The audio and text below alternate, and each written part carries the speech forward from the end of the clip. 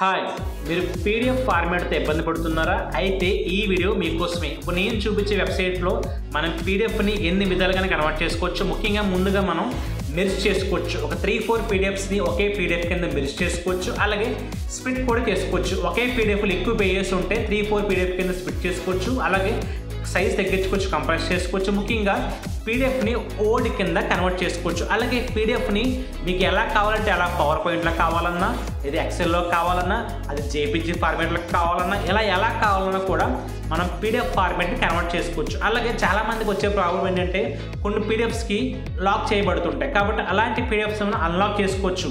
కాబట్టి మనం ఫ్రీగా ఓపెన్ అయ్యేలాగా ఈ వెబ్సైట్లో అన్లాక్ చేసుకోవచ్చు అన్నమాట.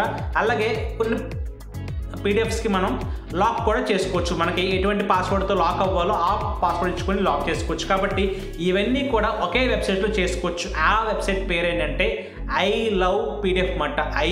ILOVE PDF. Thanks for watching.